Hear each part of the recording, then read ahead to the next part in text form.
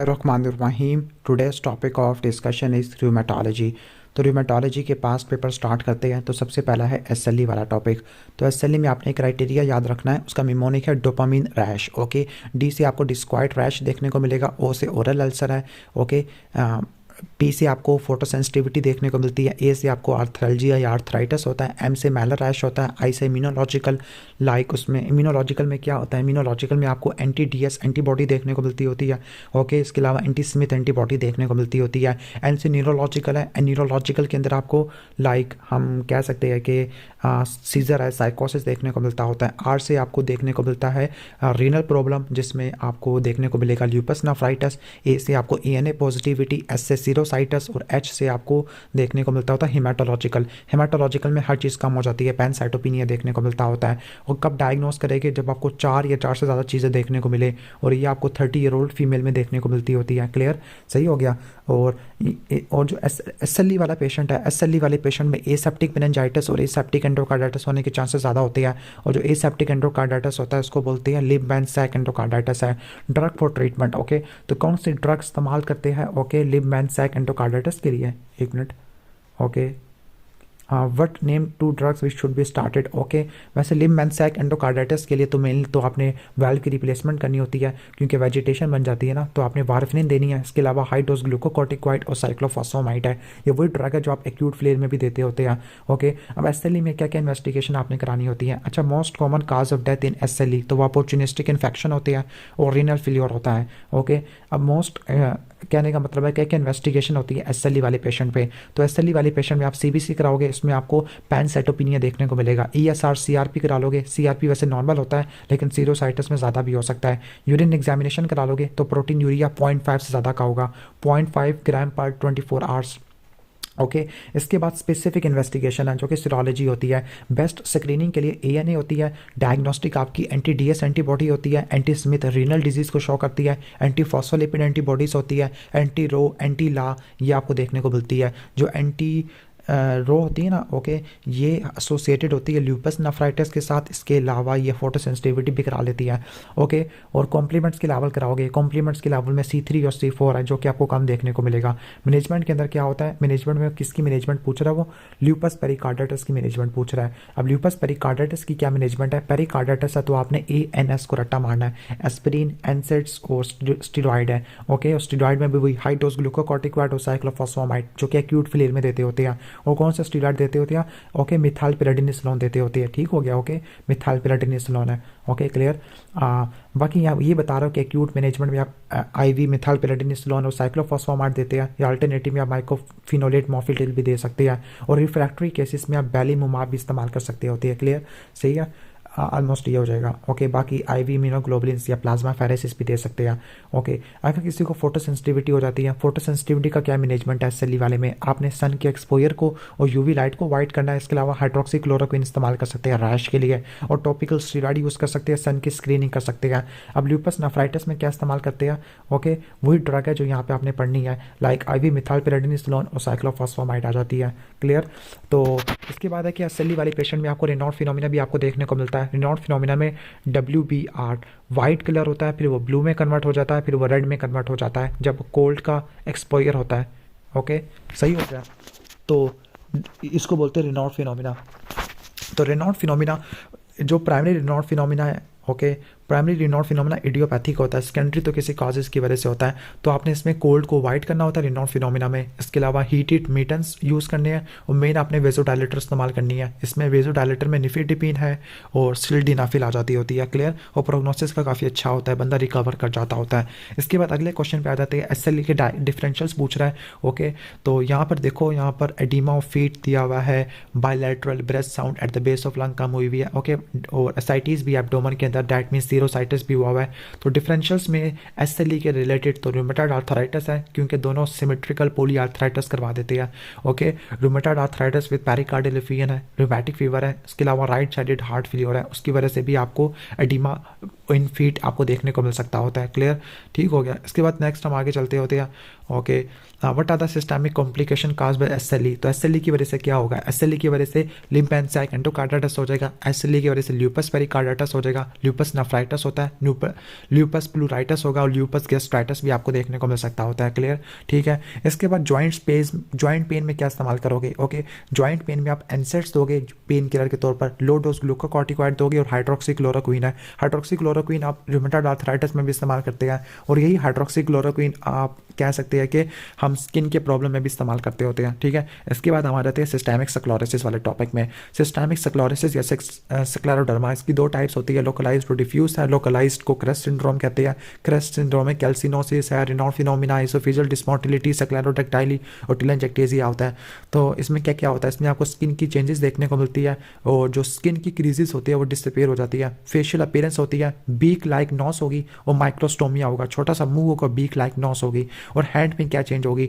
Okay, elbow से आगे वाले पार्ट में ना स्किन टाइट हो जाएगी, नॉन पिटिंग एडिमा आपको देखने को मिल सकता होता है, फ्लैक्शन कॉन्ट्रैक्चर या डिपाइटेंट कॉन्ट्रैक्चर देखने को मिल सकते हैं और रेनॉल्ड फिनोमिना होता है। ठीक हो गया, ओके। इसके बाद हम नेक्स्ट आगे आ जाते हैं। अच्छा, सिस्टेमिक स्क्लेरोसिस वाला स्क्लेरोडर्मा, इसने लिमिटेड टाइप लिखा हुआ है। अब लिमिटेड टाइप मतलब कैल्सिनोसिस है, रेनॉल्ड फिनोमिना दिया होगा, इसोफेजियल डिस्मोटिलिटी दिया होगा, स्क्लेरोडेक्टाइली दिया होगा, ओके, टेलेंजेक्टेसिया दिया होगा, ओके। तो अदर फाइंडिंग, दूसरी क्या फाइंडिंग मिला आपको देखने को मिलती है? ओके, इसमें मास्क लाइक फेस होता है, ड्राई कोर्स स्किन होती है, वाटरमेलन स्टोमक हो सकता है ड्यू टू एंट्रल वास्कुलर एक्टेजिया, टेलेंजेक्टेसिया, स्क्लेरोडेक्टाइली है, पल्मोनरी फाइब्रोसिस और आर्थ्रल्जिया हो सकता है। अब इसकी एंटीबॉडीज कौन कौन सी होती है? आपको बताया था कि स्क्रीनिंग में ANA होती है, ओके। और इसमें जो डिफ्यूज टाइप है उसमें एंटी टोपोआइसोमरेज होती है जिसको एंटी SCL70 कहते हैं, और लिमिटेड में आपको जो कि क्रेस्ट सिंड्रोम होता है इसमें एंटी सेंट्रोमेयर होती है। अब दोनों का डिफ्रेंशिएट कर लेते हैं। लिमिटेड का डिलेड ऑनसेट होता है, डिफ्यूज का रैपिड ऑनसेट होता है। लिमिटेड का गुड प्रोग्नोसिस होता है, डिफ्यूज का वर्स्ट प्रोग्नोसिस होता है। जो लिमिटेड होती है ना वो नी और एल्बो से डिस्टल होती है, जबकि डिफ्यूज वाली वो प्रोक्सिमल होती है। लिमिटेड में एंटी सेंट्रोमेयर एंटीबॉडी होती है, डिफ्यूज में एंटी सेंट्रोमेयर एंटीबॉडी होती है। डिफ्यूज में आपको रीनल क्राइसिस देखने को मिलता है, लिमिटेड में कम होता है। इसके अलावा और मैं बताता जाऊँ, लिमिटेड वाले में आपको क्या देखने को मिलेगा? लिमिटेड में पल्मोनरी हाइपरटेंशन होती है, डिफ्यूज में पल्मोनरी फाइब्रोसिस होती है। ओके, सही हो गया। इसके बाद हम नेक्स्ट आगे चले जाते हैं। अच्छा, यहाँ पे ना progressive tightening of skin of hands और फेस दिया हुआ है। ओके, हैंड्स है that means proximal to distal to the elbow है ना, दैट इज वाज लिमिटेड लिखा हुआ है। ओके, अच्छा, एक मिक्स कनेक्टिव टिश्यू डिजीज भी होता है। मिक्स कनेक्टिव टिश्यू डिजीज का लेबल करते होते हैं जब आपको 3 डिजीज मिलते हैं, फॉर एग्जांपल SLE, ओके, पोलीमायोसाइटिस, और आपको देखने को मिलता है सिस्टेमिक स्क्लेरोसिस, SSP रट्टा मार लेना, SLE, स्क्लेरोडर्मा और पोलीमायोसाइटिस है। और इसमें इन्वेस्टिगेशन और चॉइसेस एंटी राइबोन्यूक्लियो प्रोटीन इस्तेमाल करते हैं। अब स्क्लेरोडर्मा की क्या क्या कॉम्प्लिकेशन होती है? ओके, GIT में क्या होगा? ओके, गर्ड आपको देखने को मिलेगा, इसोफेजियल डिस्मोटिलिटी देखने को मिल सकता है, वाटरमेलन स्टोमक है, मैल अब्जॉर्प्शन है, ब्लॉटिंग देखने को मिल सकती है, पल्मोनरी सिस्टम है, पल्मोनरी हाइपरटेंशन और पल्मोनरी फाइब्रोसिस है। और रीनल में रीनल फेल्योर आपको देखने को मिल सकता है, रीनल क्राइसिस हो सकती है। मस्कुलोस्केलेटल में फ्लेक्सर सिनोवाइटिस है और आर्थ्रल्जी आपको देखने को मिलता होता है। क्लियर, सही है। मेडिकेशन फॉर रीनल कॉम्प्लिकेशन, अगर रीनल कॉम्प्लिकेशन है, रीनल क्राइसिस है तो आपने एस इनहिबिटर देना होता है, और अगर पल्मोनरी हाइपरटेंशन है तो आपने बुस्टेंटेन इस्तेमाल करना होता है, एंडोथेलिन इस्तेमाल करनी होती है। क्लियर। इसके बाद हम आगे आ जाते हैं रूमेटॉइड आर्थराइटिस वाले टॉपिक में। ओके, तो रूमेटॉइड आर्थराइटिस वाले टॉपिक में आ जाते हैं तो इसमें फीमेल्स होती है मोस्टली, और इसमें आपको क्या चाहिए?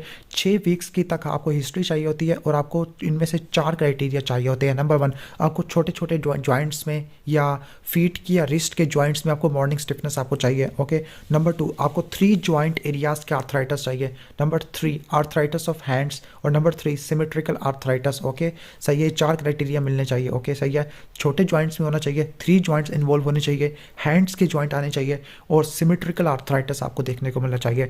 बाकी आपको रूमेटॉइड नोड्यूल्स आपको देखने को मिल सकते हैं जो कि एक्सटेंसिव सर्विस पे देखने को मिलते हैं, ऑन द फोर आर्म है, एक्यूलिस टेंडन है, सीरम रूमेटॉइड फैक्टर है, रेडियोग्राफिक चेंजेस देखने को मिलती है। क्या रेडियोग्राफिक चेंजेस होती है? Symmetrical narrowing of joint cavity, peri articular ऑस्टियोपिनिया। Okay, इसके अलावा आपको डिफॉर्मिटीज़ आपको देखने को मिल सकती है, ऑस्टियोपिनियास, इरोयंस आपको देखने को मिल सकती होती है। क्लियर, सही है।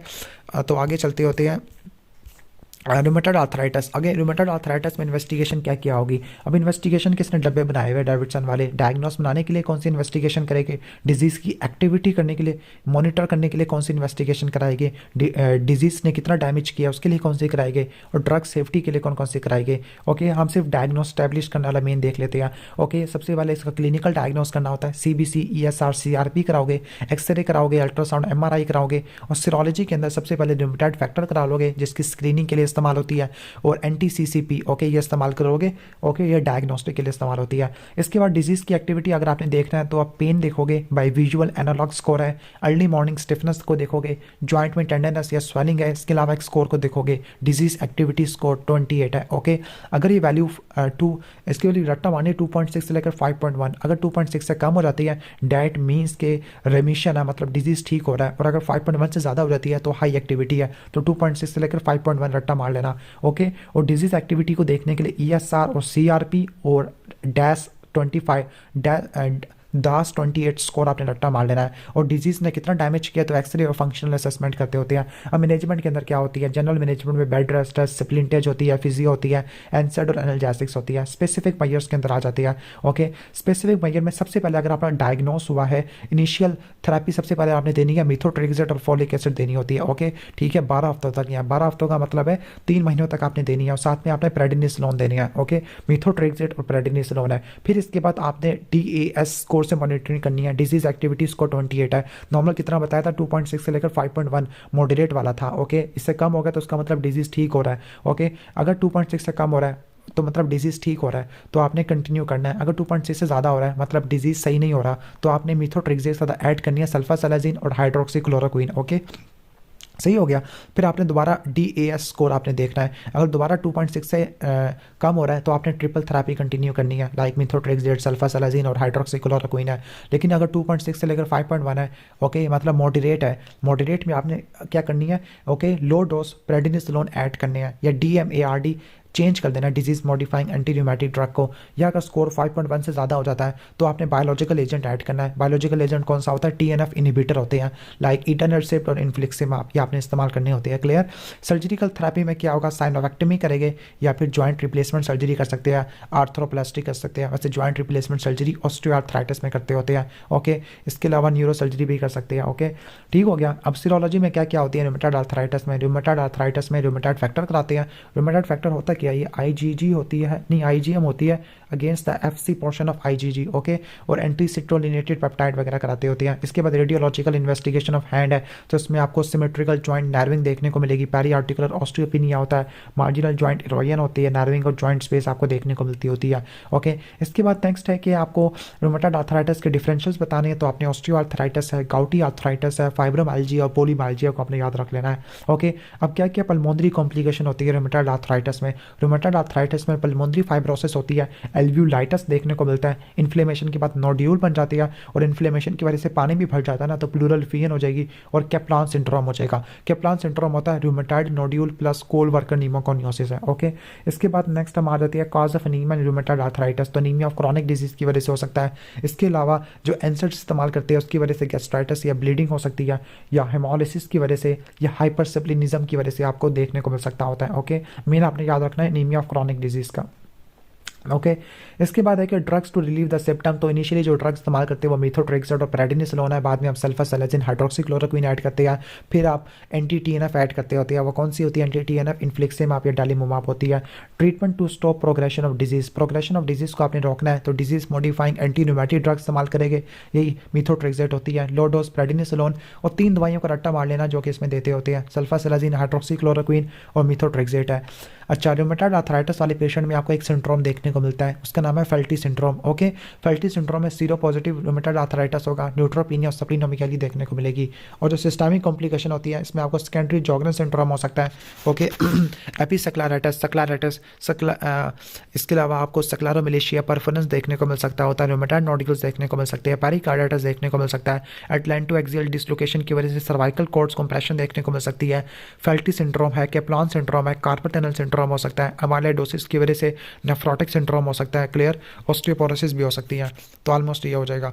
इसके बाद है कि न्यूरोलॉजिकल मैनिफेस्टेशन क्या होती है, सर्वाइकल कॉर्ड सिंड्रोम हो सकता है जिसको हम एटलांटो एक्सियल डिसलोकेशन बोलते हैं, या कंप्रेशन न्यूरोपैथी हो सकती है। What are the example of compression neuropathy, lower limb में tarsal tunnel syndrome, upper limb में कार्पल टनल सिंड्रोम आ जाएगा। और इसके अलावा पेरिफेरल न्यूरोपैथी आ जाएगी, और मोनोन्यूराइटिस मल्टीप्लेक्स है। मोनोन्यूराइटिस मल्टीप्लेक्स में 2 नॉन एडजेसेंट नर्व की इन्वॉल्वमेंट आपको देखने को मिलती होती है। What are the parameters for drug response? Okay, drug response या डिजीज एक्टिविटी को देखने के लिए मैंने बताया था कि आपने ESR, CBC, ESR, CRP, दास 28 स्कोर कराना होता है, ठीक है। इसके अलावा जॉइंट की स्वेलिंग, टेंडरनेस देख सकते हैं और पेन को देख सकते हैं विजुअल एनालॉग स्कोर से। ओके, इसके बाद ऑस्टियोआर्थराइटिस में आ जाते हैं। अच्छा, एक बात याद रख लेना, रूमेटॉइड आर्थराइटिस में आपको अल्नर डेविएशन, स्वान डिफॉर्मिटी आपको देखने को मिल सकती है, बोटनियर डिफॉर्मिटी देखने को मिल सकती है। बोटनियर डिफॉर्मिटी में क्या होता है? ओके, बोटनियर डिफॉर्मिटी में आपको फ्लैक्शन देखने को मिलती है। ओके, स्वानिक डिफॉर्मिटी, बॉटनियर डिफॉर्मिटी आपको देखने को मिल सकती है, जी डिफॉर्मिटी होती है, अल्नर डिविएशन देखने को मिल सकती है, wasting of small muscle of hand देखने को मिलता है रूमेटॉइड आर्थराइटिस में। अब हम आ जाते हैं ऑस्टियोआर्थराइटिस में। ऑस्टियोआर्थराइटिस एडवांसिंग एज से रिलेटेड होता है।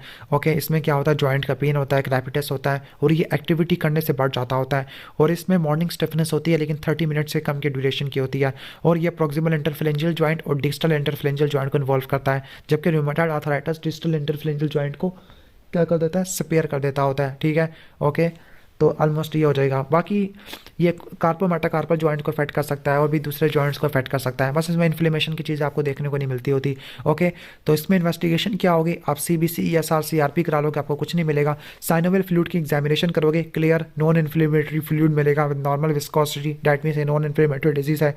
एक्सरे और MRI करोगे जॉइंट्स का, उसमें एसिमेट्रिकल जॉइंट स्पेस नार्विंग देखने को मिलेगी, सब कॉन्ट्रल इबर्नेशन देखने को मिलेगा या बोनी सक्लोरोसिस देखने को मिलेगा जिसको बोलते हैं गुल विंग अपीयरेंस है, और आपको ऑस्टियोफाइट्स मिल सकते हैं। ओके, ऑस्टियोफाइट्स क्या होते हैं? मार्जिनल बोनी स्पर्स होते हैं। अगर डिस्टल इंटरफ्लेंजियल जॉइंट पे मिले तो उसको बोलते हैं हबर्डन नोड, और अगर प्रॉक्सिमल पे मिलते हैं ओके तो उसको बोलते हैं हम बोचार्ड नोड। BP से रट्टा मारना, BPHD। ओके, ठीक है। और सब कॉन्ट्रल सिस्ट भी आपको देखने को मिल सकती है। ऑस्टियोफाइट, इबर्नेशन, सिस्ट और नॉन एसिमेट्रिकल नार्विंग और जॉइंट स्पेस है। बाकी ESR, CBC, CRP सब नॉर्मल होते हैं और कोई सीरोलॉजी नहीं मिलती होती। ट्रीटमेंट के अंदर क्या होता है? लाइफस्टाइल मॉडिफिकेशन होती है। नॉन फार्माकोलॉजिकल में एक्यूपंक्चर है, पेन को रिलीव करने के लिए, टेंस आ जाती है और लोकल फिजियोथेरेपी आ जाती है। फार्माकोलॉजी में NSAID, एस्पिरिन, पैरासीटामोल आपने इस्तेमाल करने होते हैं। अगर नहीं ठीक हो रहा तो आपने intra articular injection of glucocorticoid है या ओपियाइड एनाल्जेसिक्स है या न्यूट्रासिटिकल ड्रग इस्तेमाल करेंगे जिसमें आप म्यूकोपोलीसैकेराइड इस्तेमाल कर रहे हैं, लाइक कॉन्ट्राइटिन सल्फेट है या ग्लूकोजामीन सल्फेट है। और सर्जरी में क्या है? टोटल जॉइंट रिप्लेसमेंट सर्जरी होती है या फिर ऑस्टियोटमी कर सकते हैं या कार्टिलेज का रिपेयर कर सकते हैं। ओके, इसके बाद नेक्स्ट हमारा है गाउट वाला। गाउट मेल्स में होता है और ये फर्स्ट मेटाटार्सोफ्लेंजियल जॉइंट को इन्वॉल्व करता है, उसकी इन्फ्लेमेशन करवाता है। दिस इज कॉल्ड पुडेग्रा, जिसमें स्वेलिंग, एरिथीमा, पेन, टेंडरनेस देखने को मिल सकती है। इसके अलावा ये एंकल को, टार्सल जॉइंट्स को इन्वॉल्व कर सकता है, नीज को इन्वॉल्व करता है। नीज को जो इन्वॉल्व करता है ना वो सूडो गाउट करता है मेन। ओके, सही है। और जो इससे मिलता जुलता जो डिफरेंशियल है वो सूडो गाउट है। गाउट में मोनोसोडियम यूरेट के क्रिस्टल होते हैं, जबकि सूडो गाउट में कैल्शियम पायरोफॉस्फेट डाइहाइड्रेट के क्रिस्टल होते हैं। ओके, इसके बाद गाउट में नेगेटिवली बायरिफ्रेंजेंस होता है, सूडो गाउट पॉजिटिवली बायरिफ्रेंजेंस होता है। ओके, गाउट में होते हैं नीडल शेप होते हैं, सूडो गाउट में रोम्बॉइड शेप होते हैं। ओके, और सूडो गाउट में आपको कार्टिलेज की कैल्सिफिकेशन देखने को मिल सकती है, कॉन्ट्रोल कैल्सिनोसिस आपको देखने को मिल सकती है। ओके, ऑलमोस्ट ये हो जाएगा। ओके, सही हो गया। एक्यूट गाउटी आर्थराइटिस हो जाएगा। What are the differential diagnosis of gouty arthritis? उसमें सेप्टिक आर्थराइटिस, सूडो गाउट है, सेलुलाइटिस आ जाएगा, रिएक्टिव आर्थराइटिस आ जाएगा और टीनोसाइनोवाइटिस आ जाएगा। ओके, अच्छा, कहते हैं कि गाउट में आपने सीरम यूरिक एसिड का लेवल नहीं कराना होता, क्यों? क्योंकि वो अटैक्स में आपको नॉर्मल मिल सकता है। फॉल्स पॉजिटिव भी हो सकता है, फॉल्स नेगेटिव हो सकता है। अब ऐसा क्यों होता है कि एक्यूट गाउट होता है लेकिन यूरिक एसिड का लेवल नॉर्मल है? इसकी वजह है कि जब एक्यूट अटैक होता है ना तो सारा का सारा यूरिक एसिड के क्रिस्टल जॉइंट की स्पेस में चले जाते होते हैं, जिसकी वजह से आपको ब्लड में नॉर्मल मिलेगा यूरिक एसिड का लेवल। ओके, तो मेन इन्वेस्टिगेशन क्या होती है? कल्चर कराओगे जॉइंट फ्लूइड का, ताकि आप रूल आउट करो सेप्टिक आर्थराइटिस को। क्लियर? सही हो गया। इसके अलावा आप जॉइंट फ्लूइड की आप क्या करोगे? एग्जामिनेशन करोगे। ओके, जॉइंट फ्लूइड की पोलराइज्ड लाइट माइक्रोस्कोपी करोगे, मोस्ट स्पेसिफिक और डायग्नोस्टिक टेस्ट होता है। Okay, joint fluid polarise light microscopy है। ओके, ठीक हो गया। इसमें आपको needle shape negatively बायरिफ्रेंजेंट monosodium urate के क्रिस्टल आपको देखने को मिलेगी। एक्यूट गाउट में आपको टर्बिड साइनोवियल फ्लूइड होता है और क्रोनिक गाउट में वाइट साइनोवियल फ्लूइड होता है ड्यू टू क्रिस्टल ओवरलोड है। बाकी प्लेन रेडियोग्राफ कराओगे, एक्यूट गाउट में नॉर्मल होता है, क्रोनिक गाउट में आपको मार्टल साइन देखने को मिलता है। मार्टल साइन क्या होता है? मार्टल साइन में यह होता है कि आपको ना वेल डिमार्केटेड जॉइंट्स के अंदर ना आपको well demarcated punch out erosion होती है, पंच आउट इरोजन है, और साथ में आपको हाइपरट्रॉफिक कैल्सीफाइड ओवरहैंगिंग एजेस देखने को मिलते हैं। Okay, hypertrophic calcified overhanging edge है। इसके अलावा मार्जिनल इरोजन्स आपको देखने को मिल सकते हैं। ESR CRP आपको रेस्ट मिल सकता होता है। इसके अलावा यूरिया क्रिएटिनिन के लेवल कराएंगे, ओके, वो रीनल इम्प्रूवमेंट के लिए इस्तेमाल कर सकते हैं। यूरिक एसिड किडनी को भी टारगेट करता है, लेकिन मार्टल सैंड को रट्टा मार लेना और मार्जिनल इरोजन को रट्टा मार लेना है। ओके, ठीक हो गया। अब इसकी मैनेजमेंट के अंदर आ जाते हैं। मैनेजमेंट में आपने जो first invest drug of choice होती है, अब डेविडसन में तो चाहे कोलचिसिन लिखी है, लेकिन बाकी बुक्स में एनसेड लिखा हुआ, एंडोमेथासिन या डिक्लोफिनाक होती है। ओके, और अगर एल्डरली पॉपुलेशन है तो आपने प्रेडिनिसोलोन देने होते हैं। ओके, और प्रोफाइलैक्टिक थेरेपी में क्या होती है? प्रोफाइलैक्टिक में डाइटरी एडवाइस है, लाइक अल्कोहल को या सॉफ्ट ड्रिंक को आपने अवॉइड करना होता है, मीट को, शेल फिश को या प्यूरिन्स वाली डाइट को अवॉइड करना होता है, और साथ में थायोजाइड और लूप डायबिटीज को भी आपने कम करना होता है। ओके, आपने किन किन को कम करना होता है? ओके, मिमोनिक है, bat, beta blocker, ACE inhibitor और थायोजाइड डायबिटिक, इसको आपने अवॉइड करना होता है। और क्रॉनिक गाउट में आप क्या क्या इस्तेमाल करते हैं? आप मेडिकल थेरेपी में आप जेंथिन ऑक्सीडेज इनहिबिटर इस्तेमाल करते हैं, लाइक एलोपिरिनोल, फिबॉक्साटेट है। जो एलोपिरिनोल होता है ना, ये आपने रीनल फेलियर वाले पेशेंट में इस्तेमाल नहीं करना, फिबॉक्साटेट इस्तेमाल करेंगे। इसके बाद यूरिकोस यूरिक एजेंट है, जो कि यूरिक एसिड की क्या करवा देती है, एक्सक्रीशन वगैरह करवा देते होती है। तो इसमें आपने प्रोबेनिसिड एसिड, सल्फिन पैराजोन और बेंस ब्रोमारोन, लेकिन प्रोबेनिसिड एसिड और सल्फिन पैराजोन ये रट्टा मार लेना है। ओके, इसके बाद यूरिक एस एनालॉग है, जिसमें पेगलोटिक एस आ जाएगा। और लास्ट में यूरिकोस यूरिक एंटी हाइपरटेंसिव है, वो आपकी लोसार्टेन होती है। क्लियर? ऑलमोस्ट ये हो जाएगा हमारा। अच्छा, precipitating factor in this case, तो थायरोइड डायबिटिक लेने की वजह से हाइपर यूरिसीमिया हो तो एक्यूट गाउट आपको देखने को मिल सकता है। इसके अलावा डिहाइड्रेशन की वजह से हो सकता है। ओके, इसके अलावा और किससे प्रेसिपिटेट हो सकता है? एस इनहिबिटर या बीटा ब्लॉकर से भी हो सकता है। ओके, इसके बाद है septic arthritis. Septic arthritis, septic that means का कोई इन्फेक्शन होगा, और आर्थराइटिस डैट मीन जॉइंट की इन्फ्लेमेशन होगी। तो यहाँ पर डायबिटिक या ओबीज है, जिसमें इन्फेक्शन होने के चांसेस ज़्यादा होते हैं। इम्यूनो कॉम्प्रोमाइज कंडीशन है, पेन और स्वेलिंग है, डैट मीन्स आर्थराइटिस है। हाई ग्रेड फीवर है, जॉइंट सूजा पड़ा है, कोई ट्रॉमा की हिस्ट्री नहीं है, टीएलसी बहुत ज़्यादा हुआ है, और ईएसआर भी बढ़ा हुआ है, डैट मीन्स सेप्टिक आर्थराइटिस है। इसके अलावा एक्यूट गाउटी आर्थराइटिस भी लेबल कर सकते हैं, लाइम डिजीज है और सूटर गाउट है। ओके, अब इन्वेस्टिगेशन में ब्लड एग्जामिनेशन और कल्चर कराओगे तो ल्यूकोसाइटोसिस होगा। जॉइंट फ्लूइड माइक्रोस्कोपी कराओगे तो आपको टर्बिट या ब्लड स्टेन मिलेगा। ओके, अब हम आ जाते हैं okay, joint fluid culture. Okay, पहले तो आपने जॉइंट फ्लूइड माइक्रोस्कोपी कराया, जिसमें टर्बिड अपीयरेंस मिली है। ओके, लेकिन जॉइंट फ्लूइड कल्चर सबसे इंपॉर्टेंट होता है। मोस्ट कॉमनली स्टेफ ऑरियस आपको देखने को मिलता होता है। क्लियर? सही हो गया। इसके बाद है कि आप सीबीसी, ईएसआर, सीआरपी कराओगे, आपको ज़्यादा देखने को मिलेगा। जेनिटल ट्रैक कल्चर कराओगे तो आपका गोनोकोकस मिल सकता है यंग इंडिविजुअल में। Okay, what is a treatment? Okay, treatment में ये सर्जिकल इमरजेंसी होती है, आपने इसको सर्जिकल इमरजेंसी की तरह ट्रीट करना होता है। क्लियर? हॉस्पिटल एडमिशन करना, रिससिटेशन करना। तो सर्जिकल थेरेपी में क्या होगा? आपने सर्जिकल ड्रेनेज करनी होती है। ओके, ओपन वॉश आउट को प्रेफर करना होता है एज कम्पेयर टू आर्थ्रोस्कोपिक है। एंटीबायोटिक में स्टेफ ऑरियस को टारगेट करना है, फ्लूक्लोक्सासिलिन है, ओके, वैनकोमाइसिन है, जेंटामाइसिन है। इसके अलावा एनाल्जेसिक साइज पैक इस्तेमाल कर सकते हैं और फिजियोथेरेपी कर सकते होते हैं। इसके बाद एनकाइलोजिंग स्पॉन्डिलाइटिस है। एनकाइलोजिंग स्पॉन्डिलाइटिस मेल्स में देखने को मिलता होता है, 20 से लेकर 30 साल वालों में देखने को मिलता होता है। इसमें शोबर टेस्ट पॉजिटिव होता है और इंसीडियस ऑनसेट होता है, इन्फ्लेमेटरी लो बैक पेन होता है। लेकिन ये लो बैक पेन ये ठीक हो जाता है एक्टिविटी करने से, यानी अर्ली मॉर्निंग स्टिफनेस एक्टिविटी करने से ठीक हो जाती है, लेकिन रात के वक्त बढ़ जाती है और ये पेन बटक्स में और थाई में रेडिएट करता है। HLA-B27 से एसोसिएटेड होता है और यूवाइटिस भी देखने को मिल सकता है।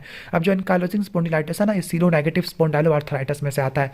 अब इसमें से स्पॉन्डाइलो आर्थरोपैथी, इसमें से आपके 4 होते हैं: सोरियोटिक arthritis, एंटीरोपैथिक associated arthritis, okay, ankylosing spondylitis और रिएक्टिव या रीटर आर्थराइटिस। ओके, रीटर आर्थराइटिस में आपको क्या क्या मिलता है? कंजंक्टिवाइटिस आपको देखने को मिलता है।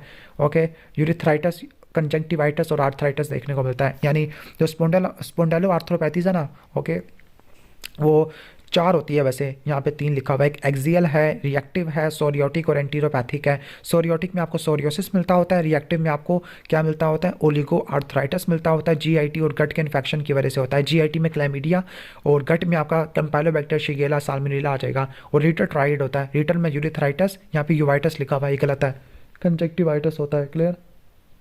सही है। और आपको आर्थराइटिस आपको देखने को मिलता होता है। ओके, और एनकाइलोजिंग एक्सियल स्पॉन्डाइलो आर्थराइटिस है, जिसमें आपको एक्सरे की फाइंडिंग नहीं मिलती, फैमिली हिस्ट्री आपको आईबीडी की देखने को मिलती होती है। क्लियर? ठीक हो गया। अब हम आगे चलते हैं। अच्छा, ट्रीटमेंट इन एनकाइलोजिंग स्पॉन्डिलाइटिस, एनसेड देना होता है और एंटी TNF इनहिबिटर देने होते हैं सीवियर डिजीज में। ओके, सही है। तो एनकाइलोजिंग स्पॉन्डिलाइटिस में क्या इन्वेस्टिगेशन कराओगे? एक्सरे कराओगे। एक्सरे में आपको लंबर स्पाइन में आपको फ्लैटनिंग देखने को मिलती है, यानी जो सिंडिस्मोफाइट्स है ना, वो फ्यूज हो जाते हैं, जिसको बोलते हैं बैम्बू स्पाइन, और सैक्रोलिक जॉइंट में आपको कोस्टल मार्जिन लॉस देखने को मिलता है। एमआरआई लंबर स्पाइन इन्वेस्टिगेशन और चॉइस होती है, डेक्सा स्कैन कराएगी फ्रैक्चर्स को देखने के लिए। ईएसआर सीआरपी ज़्यादा होगा लेकिन सीरोलॉजी नेगेटिव होगी, that is why this is called sero negative स्पॉन्डाइलो arthritis. Extra articular manifestation में आपको यूवाइटिस देखने को मिल सकता है, प्रोस्टाइटिस देखने को मिल सकता है, इन्फ्लेमेटरी बाउल डिजीज है, इसके अलावा रट्टा मार लेना। और क्या मिल सकता है आपको, एयोर्टिक valve regurgitation, mitral valve prolapse है, सोरियोसिस भी हो सकता है कुछ केस में। और इसके ट्रांसमिशन रिस्क कितना होता है, ओके 50% होता है। ओके 50% होने का मतलब है ये आउटोसोमल डोमिनेंट है। ओके इसके बाद जॉइंट सेल आर्थराइटिस वाला टॉपिक है। ओके तो जॉइंट सेल आर्थराइटिस वाले टॉपिक में तो जॉइंट सेल आर्थराइटिस में आपको 50 साल से ऊपर हिस्ट्री देखने को मिलती है, हेडेक होता है, टेम्पोरल रीजन के ऊपर जा क्लॉडिकेशन देखने को मिलती है, और विजुअल डिस्टर्बेंस आपको देखने को मिलती है, लाइक आपको एमायूरोसिस या ब्लिंकिंग देखने को, ब्लाइंडनेस देखने को मिलती है। ओके पोलीमाइल्जिया रूमेटिका भी देखने को मिलता होता है। ओके इसकी जो कैटास्ट्रॉफिक कॉम्प्लिकेशन है वो ब्लाइंडनेस होती है। इन्वेस्टिगेशन में सीबीसी एसआर सीआरपी कराओगे सब एलिवेटेड होगा। और मेन क्या होती है, टेम्पोरल आर्टरी की बायोप्सी होती है। अल्ट्रासाउंड कराओगे टेम्पोरल आर्टरी का तो आपको हेलो साइन देखने को मिलता है। पेट स्कैन हाईली स्पेसिफिक होता है लेकिन सेंसिटिविटी ना होने के बराबर होती है। 19 फ्लोरोडिऑक्सी ग्लूकोज से कराते हैं। ट्रीटमेंट में क्या करेंगे, ट्रीटमेंट में आप हाई डोज ग्लूकोकॉर्टिकॉइड्स आप देते हैं, प्रेडनिसोलोन देते होते हैं। Okay clear. इसके बाद है कि 40 ईयर ओल्ड मेल है जिसको पेनफुल स्वालन बिग टो है, डेट मीन से गाउट हो सकता है, यूरिक एसिड का लेवल ज़्यादा है। साइनोविल फ्लूइड एग्जामिनेशन पे क्या मिलेगा, मोनोसोडियम यूरेट के क्रिस्टल मिलेंगे जो कि नीडल शेप होते हैं, नेगेटिवली बारफ्रिंजेंट आपको देखने को मिलते हैं। ओके सही है। इसके बाद नेक्स्ट क्वेश्चन पे आ जाते हैं। ओके यंग मेल है जिसको फीवर है, dysuria that means urinary track infection है, कंजंक्टिवाइटिस और आर्थराइटिस डेट मीन्स एरिटर आर्थराइटिस है। ओके और इसको 2 हफ्तों पहले डिजेंट्री की हिस्ट्री थी, कैम्पाइलोबैक्टर शिगेला साल्मोनेला की वजह से होता है। तो डायग्नोसिस क्या होगा, रिएक्टिव आर्थराइटिस या एरिटर आर्थराइटिस होता है। ओके इसके बाद नेक्स्ट है कि 60 ईयर ओल्ड है, वुमेन है जिसको ड्राई आइज ड्राई माउथ है, ड्राई आइज को बोलते हैं जीरोस्टोमिया, नहीं जीरोस्टोमिया ड्राई माउथ को बोलते हैं, ड्राई आइज को जीरोसिस बोलते हैं, और उसको आर्थराइटिस भी है, डेट मीन्स उसको शॉगरेन सिंड्रोम हो चुका है। ओके और शॉगरेन सिंड्रोम का मोस्ट कॉमन काज क्या होता है, केराटोकंजक्टिवाइटिस, जीका का मोस्ट कॉमन काज क्या है, रूमेटॉइड आर्थराइटिस है। ठीक हो गया। Which of the following test is most likely specific for SLE, SLE के लिए जो स्पेसिफिक है वो एंटी डीएस एंटीबॉडी होती है, इसके अलावा एंटी स्मिथ भी होती है। ओके इसके बाद है कि नेक्स्ट है 60 ईयर ओल्ड फीमेल है, 50 साल से ऊपर है, हेडेक है, स्काल की टेंडरनेस है, that means temporal artery biopsy आपने लेनी है, फीवर है, फटीग है, वेट लॉस है, thick and tender temporal arteries है, that means joint cell arthritis होता है, तो इसमें आपने कॉर्टिकोस्टेरॉइड इस्तेमाल करने होते हैं। क्लियर। इसके बाद अटलेंटो एक्सियल डिसलोकेशन होती है, आपको रिएक्टिव रूमेटॉइड आर्थराइटिस में देखने को मिलती है। ओके या क्या करवा सकता है, सर्वाइकल कॉर्ड कंप्रेशन करवा सकता होता है। Okay following condition is not associated with osteoporosis, osteoporosis obesity से नहीं होती बल्कि ओबेसिटी प्रोटेक्टिव होता है। क्यों, ज़्यादा फैटी टिश्यू होगा, ज़्यादा एस्ट्रोजन बनेगा। ओके इसके बाद नेक्स्ट क्वेश्चन है कि 18 ईयर ओल्ड स्टूडेंट है जिसको फीवर हुआ है, रेडिनेस ऑफ लेफ्ट आई है, फीवर है, ओके रेडिनेस ऑफ लेफ्ट आई और pain in right knee joint है। ओके सही है। और इसको ठीक हुआ था, वो इसको ट्रीट किया था एंटीबायोटिक्स फॉर यूरिथ्राइटिस के लिए, ठीक हो गया। ओके यानी जॉइंट्स में पेन है, आर्थराइटिस है, रेडिनेस है, कंजक्टिवाइटिस, आर्थराइटिस, यूरिथ्राइटिस, तो रिएक्टिव आर्थराइटिस होता है। ओके तो डायग्नोस आपका क्या है, रिएक्टिव आर्थराइटिस है, तो आपने इसको आईवी स्टेरॉइड से ठीक करना अगर एंटीबायोटिक से ठीक नहीं हो रहा। क्लियर। तो एरिटर आर्थराइटिस का बताया हुआ। ओके एक मिनट, सॉरी एक minute, let me which of the following is not true. Okay he should immediately be treated with intravenous steroid. Okay sorry मैं गलती से पढ़ गया। इसका ट्रीटमेंट क्या होता है, आईवी एंटीबायोटिक्स होता है। ओके डायग्नोस आपका रिएक्टिव आर्थराइटिस होता है, क्लैमिडिया की वजह से होता है। इसकी जो स्किन की फाइंडिंग होती है केराटोडर्मा मिलानोरिजिका होता है, रिएक्टिव आर्थराइटिस होता है, एंटीबायोटिक्स आना चाहिए था, इंट्रावेनस स्टीरॉइड नहीं आ रहा था। ओके तो ये आपने सही कर लेना है। 35 ईयर ओल्ड लेडी है, लो ग्रेड फीवर, पेन और स्टिफनेस ऑफ फिंगर्स है। Okay pain and stiffness of finger, morning stiffness of the finger जो कि एक्टिविटी से ठीक हो जाती है तो रूमेटॉइड आर्थराइटिस में होता है। Swelling and tenderness of proximal इंटरफेरेंशियल joint of both hands. Okay जो मैंने बताया था कि रूमेटॉइड आर्थराइटिस डीआईपी को, डिस्टल इंटरफेरेंशियल जॉइंट को स्पेयर कर देता है, प्रॉक्सिमल को इन्वॉल्व करता है, उसकी स्वेलिंग हुई भी है तो ये रूमेटॉइड आर्थराइटिस का डायग्नोस बना लेना है। सीरो पॉजिटिव रूमेटॉइड आर्थराइटिस को सफर कर रहा है तो कौन सी एक्स्ट्रा आर्टिकुलर मैनिफेस्टेशन आपको देखने को नहीं मिलेगी। ओके तो आपको ट्रांसुडेटिव प्लूरल फीन ही देखने को मिलता है, एक्सुडेटिव प्लूरल फीन आपको देखने को मिल सकता है। क्लियर। उसके बाद नेक्स्ट आगे चलते होते हैं। Okay 72 year old diabetic patient है जिसको शार्कोट जॉइंट हो गया। ओके शार्कोट जॉइंट है तो विच of the following is not a cause of this condition. Okay ठीक है। शार्कोट जॉइंट आपको सूडो गाउट में नहीं देखने को मिलते। सूडो गाउट में तो आपको ऊकोनोसिस कॉन्ट्रोकैल्सिनोसिस देखने को मिलती है। ओके, तो ये क्या होते हैं? ओके, रिपीटेड अगर इंट्रा आर्टिकुलर स्टेरॉइड इंजेक्शन देंगे ना तो जॉइंट की डी जनरेशन हो जाएगी, इंस्टेबिलिटी हो जाएगी, जिसकी वजह से शार्कोट जॉइंट हो जाएगा। शार्कोट जॉइंट असल में डायबिटिक न्यूरोपैथी की कॉम्प्लिकेशन होते हैं। ओके, इसके अलावा टेबिस डोर्सालिस की वजह से भी हो सकते हैं, लेप्रोसी की वजह से भी हो सकती है। यानी वो कंडीशन जो न्यूरोपैथी करवाती है वो शार्कोट जॉइंट भी करवा सकती है। ओके, एक फीमेल है जो कि एसएलई को सफ़र कर रही है तो उसके डायग्नोस्टिक क्राइटेरिया में कौन सा इंक्लूड नहीं होता। ओके, तो इसमें आपका आर्थराइटिस तो वैसे इंक्लूड होता है, लेकिन इसमें नॉन इरोसिव आर्थराइटिस होता है, एसएलई में इरोसिव आर्थराइटिस नहीं होता। ओके, यानी कोई डिफॉर्मिटीज़ नहीं होती, अगर होगी तो वो जैकोड आर्थरोपैथी होगी। इसके बाद है सीरम कैल्शियम। देखो आपको सीरम कैल्शियम क्या हो गया, कम हो गया। सीरम फॉस्फेट थोड़ा बढ़ गया है, अल्कलाइन फॉस्फेटेज का ये भी बढ़ गया है। Diet means what is this? Okay, तो ये क्या हो गया? Hyper parathyroidism. ओके, लेकिन most probably this should be a secondary hyper parathyroidism. Okay, सही हो गया। ओके, तो पीटीएच है लेकिन कैल्शियम ज़्यादा तो नहीं है यार। ओके, कैल्शियम 9 से लेकर 11 तक होता है, कैल्शियम उल्टा कम हुआ पड़ा। ठीक है, तो ये हाइपर पैराथायरॉयडिज्म है। ठीक है, सेकेंडरी हो सकता है। इसके बाद है कि स्वेलिंग और पेन है, मोर देन 1 लार्ज जॉइंट्स है। इसके अलावा history of fever and the short throat है। ओके, लार्ज जॉइंट को इन्वॉल्व कर रहा है। ओके, फीवर है और शॉर्ट थ्रॉट है। तो सबसे पहले आपके जहन में क्या आता है 12 साल वालों में? ओके, ठीक है, तो आपने सबसे पहले ऊपर रूमेटिक फीवर को रखना है। रूमेटॉइड आर्थराइटिस और छोटे छोटे जॉइंट्स को इन्वॉल्व करता है। बड़े जॉइंट को रूमेटिक फीवर इन्वॉल्व करता है, जिसमें शॉर्ट थ्रोट की भी हिस्ट्री आपको देखने को मिल सकती है। बटरफ्लाई रैश और फेस है, पेनफुल जॉइंट है, फीवर है, पॉजिटिव एएनए है, anti DS DNA, anti double standard DNA antibody है। तो ये रूमेटॉइड एसएलई आपको देखने को मिलता है। सूडो गाउट ये आपको देखने को मिल सकता होता है। Pseudo gout calcium pyrophosphate dehydrate की वजह से होता है। ये आपको हीमोक्रोमेटोसिस में, हाइपर पैराथायरॉयडिज्म में देखने को मिलता होता है। क्लियर? इसके बाद है pain in the fingers of both hand है, आर्थ्रल्जिया है। ओके, और पेन इन फिंगर्स डैट में से लिमिटेड हो सकता है। Finger turns blue on exposure that में से Renault phenomena, difficulty in swelling food. तो ये स्क्लेरोडर्मा है, लिमिटेड स्क्लेरोडर्मा है, या सिस्टेमिक स्क्लेरोसिस भी कह सकते हो आप इसको। मिडिल एज मैन है, immediately after lifting heavy weight. Okay, heavy weight उठाने के बाद लो बैक पेन है जो कि थाई में और में रेडिएट कर रहा है। डैट मीन्स ये क्या है? ओके, ये है लंबर डिस्क हर्निएशन है जो कि शियाटिका कर सकता होता है। तो इसमें आपने स्ट्रेट लेग रेजिंग टेस्ट आपने करना होता है। Okay, following statement about the gout is true. तो गाउट के बारे में क्या बात ठीक है? Okay, gout is common in middle age males. Okay, इसमें ज़्यादा देखने को मिलता होता है। बाकी स्टेटमेंट को देख लो, यंग फीमेल्स को इफेक्ट नहीं करता। कोचिसिन प्रिवेंशन ऑफ अटैक, प्रिवेंशन के लिए इस्तेमाल नहीं होता। थायजा डायरेटिक तो करवा देती है उल्टा। एलोपिरिनोल क्रॉनिक के लिए इस्तेमाल करते हैं। कैप्लान सिंड्रोम रूमेटॉइड आर्थराइटिस की कॉम्प्लिकेशन होती है। ओके, रूमेटॉइड नोड्यूल्स प्लस कोल वर्कर नीमोकॉनियोसिस होता है। क्लियर? इसके बाद है एनीमिया एंड रूमेटॉइड आर्थराइटिस। तो एनीमिया ऑफ क्रॉनिक डिजीज होता है जो कि नॉर्मोसिटिक नॉर्मोक्रॉमिक होता है। रिकरेंट अबॉर्शन ये आपको देखने को मिल सकते हैं एंटीफॉस्फोलिपिड एंटीबॉडी सिंड्रोम में, एंटी रो एंटीबॉडी की वजह से, जो कि एसएलई की वजह से होती है। विच of the following is true about septic arthritis. तो सेप्टिक आर्थराइटिस में सिंगल जॉइंट को इन्वॉल्व करता है, ओलिगो आर्टिकुलर होता है। ओके, इसके बाद नेक्स्ट है कि जो शिरमर टेस्ट होता है, शिरमर टेस्ट शॉगरेन सिंड्रोम को डायग्नोस करने के लिए इस्तेमाल होता है। डर्मेटोमायोसाइटिस एसोसिएटेड होती है किसके साथ? अंडरलाइंग मैलिग्नेंसी के साथ। ओके, सही हो गया। इसके अलावा ये पूरी इंटरस्टिशियल लंग डिजीज के साथ भी एसोसिएटेड होती है। ओके, 40 ईयर ओल्ड मैन है जिसको सीवियर पेन और टेंडरनेस हो गया लेफ्ट एंकल में, कोई ट्रॉमा की हिस्ट्री नहीं है। हाइड्रोक्लोरथायजाइड डायरेटिक इस्तेमाल कर रहा था हाइपरटेंशन में। ठीक है, और एंकल काफ़ी ज़्यादा सूज चुका है, डैट मीन्स के गाउट हो चुका है, एक्यूट गाउट है। तो नेक्स्ट बेस्ट स्टेप क्या होगा? ओके, परफॉर्म जॉइंट एस्पिरेशन और साइनोवियल फ्लूइड की एनालिसिस आपने करनी होती है।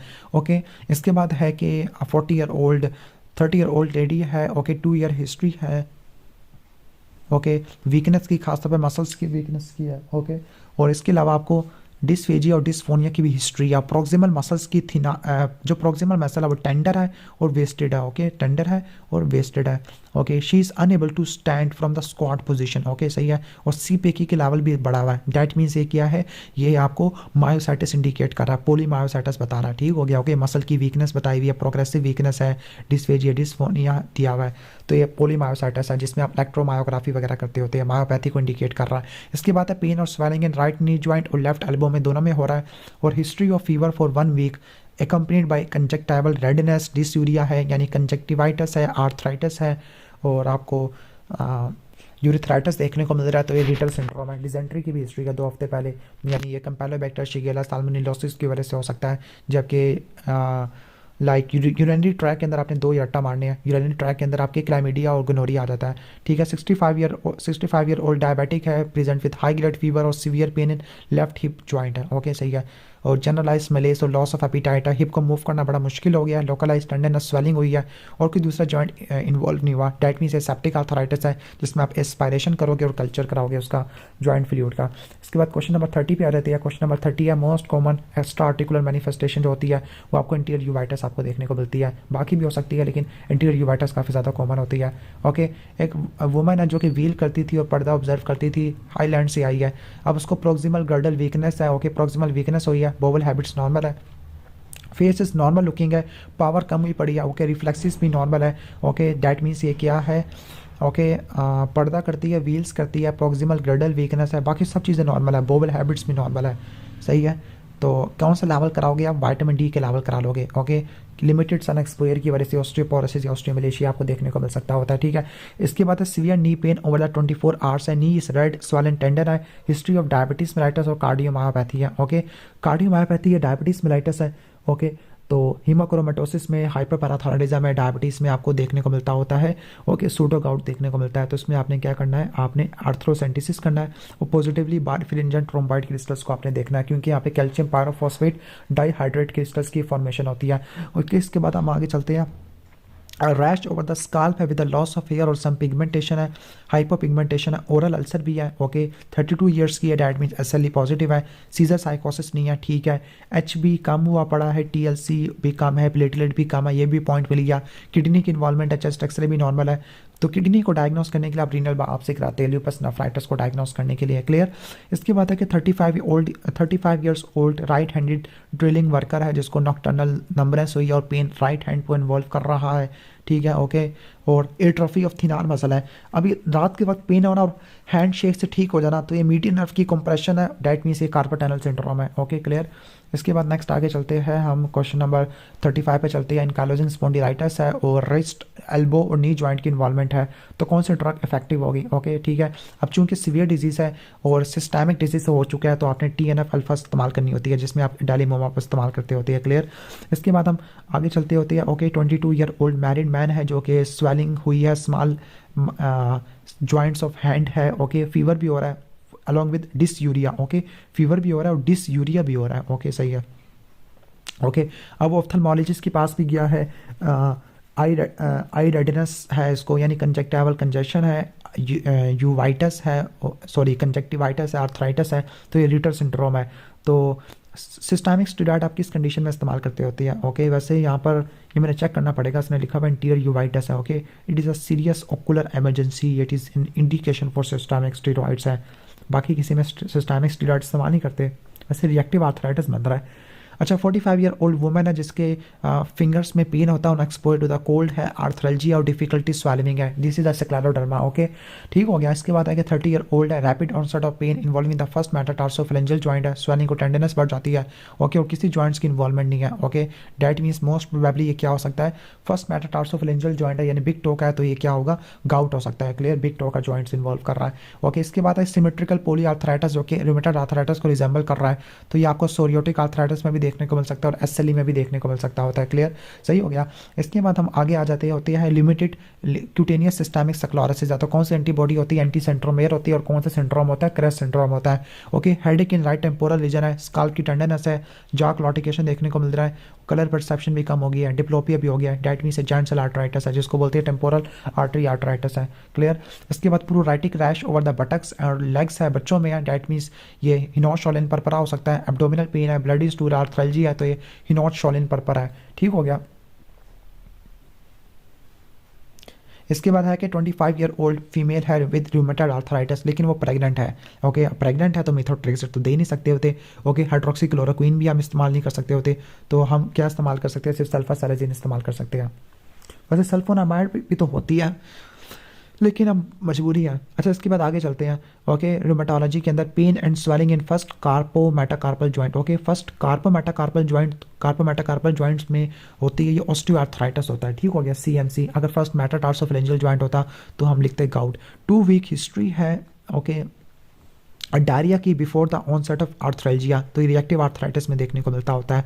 सिवियर ऑस्टियोपोरोसिस हो रही है इन प्रीवियसली 2 कॉलीज फ्रैक्चर में, तो अगर कहने का मतलब है रिकरेंट है और फ्रैक्चर्स भी हो रही है तो आपने बिसफॉस्फोनेट इस्तेमाल करना होता है। इसके अलावा सीना कैल्साइट भी इस्तेमाल कर सकते हैं। Treatment of acute gout in patient of okay peptic ulcer disease, okay peptic ulcer disease है और एक्यूट गाउट है तो आप एनसेड तो आप इस्तेमाल ही नहीं करोगे, ओके तो आप इंट्रा आर्टिकुलर इंजेक्शन और स्टीरॉयड दोगे। इंक्रीज ईएसआर ज़्यादा है, मसल में पेन है, ओके ईएसआर ज़्यादा मतलब कोई इन्फ्लेमेशन है, ओके और अर्ली मॉर्निंग स्टिफनेस है शोल्डर की, प्रॉक्सिमल मायोपैथी है और हेडेक है तो ये पोलीमाइल्जिया रूमेटिक आपको देखने को मिलता होता है।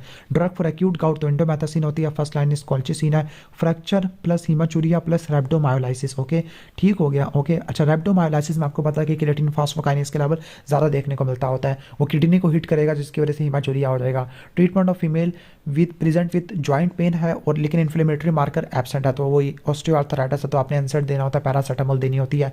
नी पेन लेकिन एक्सरे पे कैल्सिफिकेशन मिल रही है, ओके एक्सरे पे कैल्सिफिकेशन है, कॉन्ट्रा कैल्सिफिकेशन तो ये सूटो गाउट होती है, कैल्शियम पायरोफॉस्फेट डाइहाइड्रेट की क्रिस्टल्स होती है।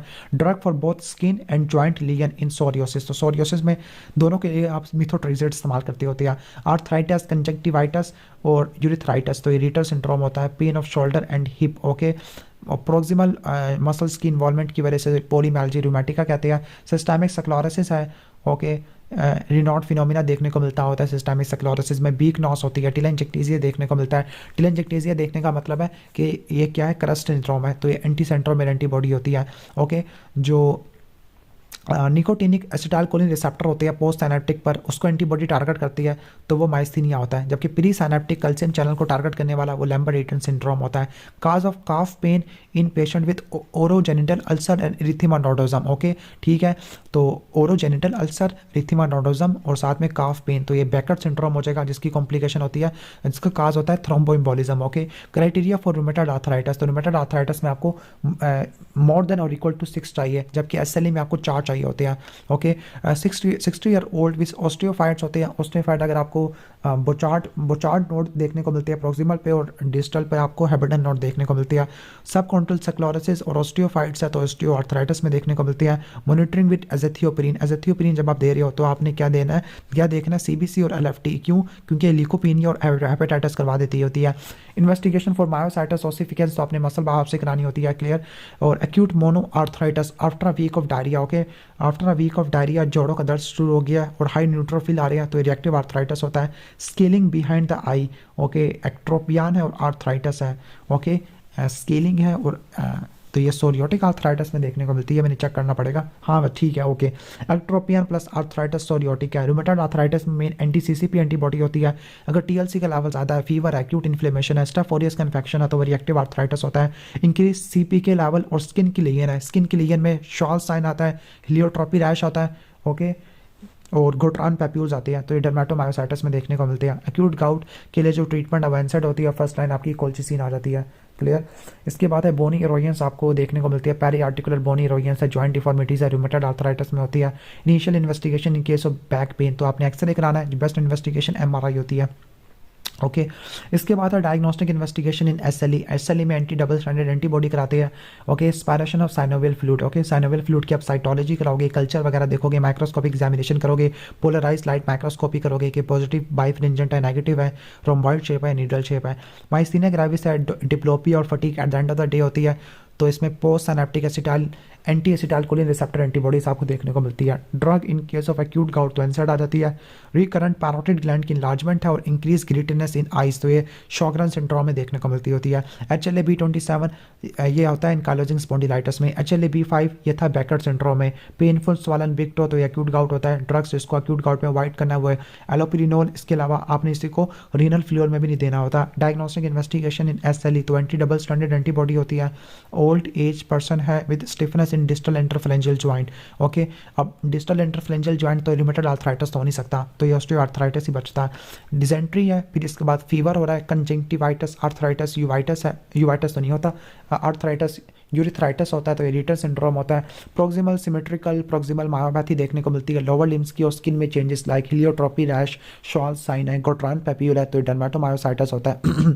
इन्वेस्टिगेशन और चॉइसेस मसल बायोप्सी होती है, अगर अवेलेबल नहीं है तो इलेक्ट्रोमायोग्राफी करा लो और जो ट्रीटमेंट होता है आपने स्टीरॉयड देने होते हैं। इसमें मैलिग्नेंसी के रिस्क होते हैं। इसके अलावा pulmonary fibrosis, interstitial lung disease भी एसोसिएटेड होता है। इसमें एंटीबॉडी होती है, एंटी सिंथेटेस एंटीबॉडी होती है, क्लियर।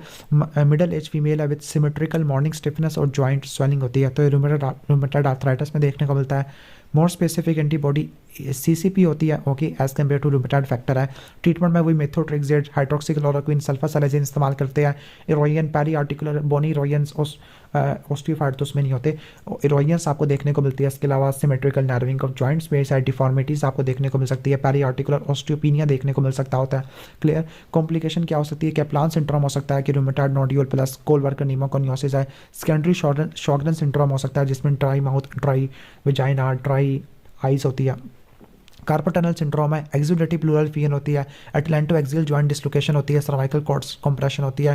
डेट इज़ वाई आपने सर्वाइकल एक्सरे जरूर करवाना है बिफोर इंसर्शन ऑफ ईटीटी।